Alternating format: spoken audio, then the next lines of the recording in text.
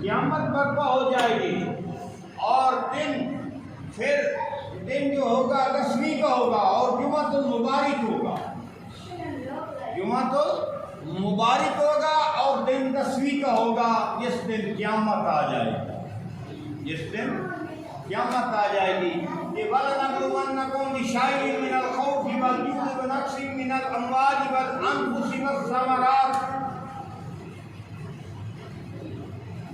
بھائی اللہ امتحان دے رہا، کسی سے بھوک کا،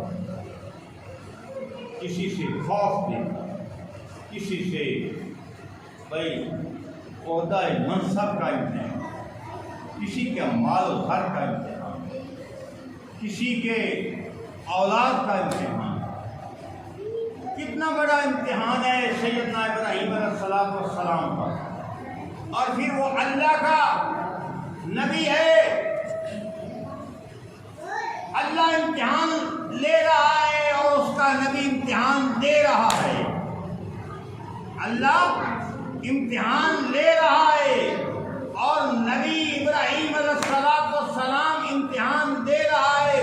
اللہ لینے والا ہے اور ابراہیم ارے بھائی دینے والا ہے۔ یہ اللہ اور نبی ابراہیم علیہ السلام کے درمیان کا معاملہ ہے، یہ امتحان ہے، اور امتحان ہوتا بھی اسی کا ہے جو اللہ کے زیادہ قریب ہوں، جو اللہ کے زیادہ قریب ہوں، مگر اس کی طاقت سے زیادہ نہیں ہوتا، اس کی طاقت سے زیادہ نہیں ہوتا۔ پہلا امتحان دیکھیے کہ اس کو نمرود کی جلائی ہوئی آگ میں ڈالا جا رہا ہے، اور آگ کے شعلے آسمان سے باتیں کر رہے ہیں، اللہ کا خلیل آگ کی طرف جا رہا ہے۔ تو جبریل کیا کہتا ہے؟ ارے قریب آ کر کہتا ہے کہ خلیل اللہ کوئی حاجت ہو تو مجھے فرمائیے، میں وہاں جا سکتا ہوں جہاں کوئی بھی نہیں جا سکتا۔ تو سیدنا ابراہیم علیہ السلام نے فرمایا کہ تیرے ساتھ کوئی حاجت نہیں، میرا رب مجھے بہتر جانتا ہے کہ اس کا خلیل آگ میں جا رہا ہے، تیرے ساتھ مجھے کوئی حاجت نہیں، میرا رب مجھے بہتر جان رہا ہے کہ اس کا خلیل آگ میں جا رہا ہے۔ کتنا بڑا امتحان۔ ایک دوسرا امتحان،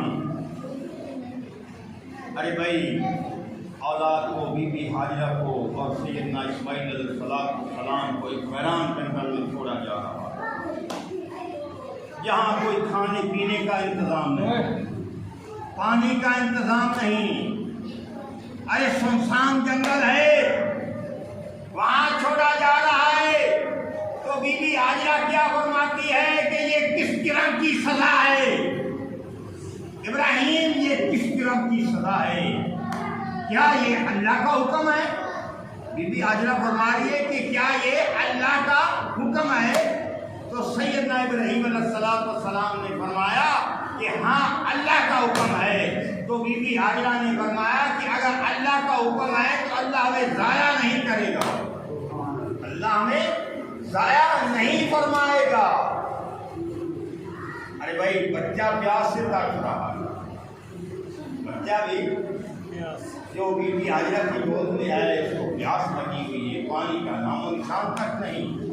بی بی ہاجرہ پانی تلاش کرنے کے لیے سیدنا اسماعیل علیہ السلام کے پانی تلاش کرنے کے لیے کبھی سفر پر دوڑتی ہے، کبھی مروا پر جاتی ہے، ارے چکر لگاتی ہے پانی تلاش کرنے کے لیے، اور وہ جو بچہ ہے وہ زمین پر پڑا ہے۔ چکر لگاتی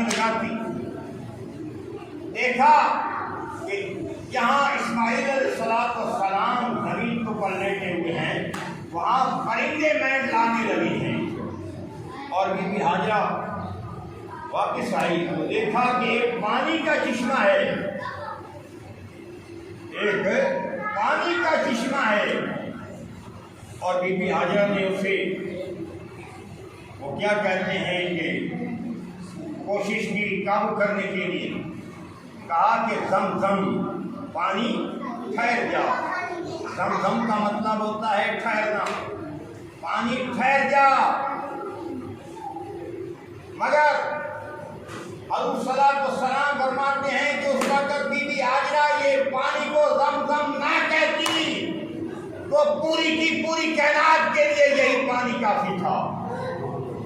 جو آج حاجی وہاں تبرک کے طور پر شفا کے لیے، ارے بھائی ہر حاجی اپنے اپنے مقام پر لے جاتا ہے، اپنے گھروں میں لے جاتا ہے، اپنے بچوں کو بھی لاتا ہے، دوستوں کو بھی لاتا ہے.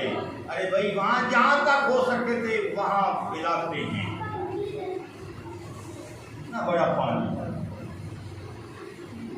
دیکھیے دوسرا ایسے آگے چلے. بچہ ہے، حکم دیا جا رہا ہے کہ میری راہ میں قربان کرو، میری راہ میں قربان کرو. بھائی کوئی ہے ایسا بچہ جس کو والدین کہیں کہ بھائی کان پکڑ لے، پھر آگے اس سے منہ سے بولیاں سنیں گے؟ تو بچہ کتنا سعادت مند ہے. وہ کیا کہہ رہا ہے کہ ابا جی جو آپ کو حکم ملا ہے بلا خوف و خطرہ پورا. تو میں عرض کر رہا تھا کہ آگ میں ڈالا جا رہا ہے. ارے بھائی ایک قول یہ ہے کہ سیدنا ابراہیم علیہ السلام کے ساتھ جبریل بھی تھا. مولا علی رضی اللہ تعالیٰ عنہ فرماتے ہیں کہ جبریل ابراہیم کے ساتھ تھا. جب آپ کو حکم دیا گیا قلنا یا نار کونی بردم وسلام علی ابراہیم، اے آگ ابراہیم پر ٹھنڈی ہو جاؤ، سلامتی والی ہو جاؤ. یہ نہیں کہا کہ صرف ٹھنڈی ہو جاؤ. رب کیا کہہ رہا ہے کہ ٹھنڈی بھی ہو جائے تو سلامتی والی بھی ہو جاؤ. اتنی ٹھنڈی بھی نہ ہو تو میرا خلیل سردی محسوس کرنے لگے، اور اتنی گرم بھی نہ ہو کہ میرا خلیل تپش محسوس کرنے لگے. سلامتی والی ہو جاؤ. قلنا یا نار کونی بردم وسلام علی ابراہیم. ارے بھائی کیا علی فرماتے ہیں کہ اس وقت جبریل بھی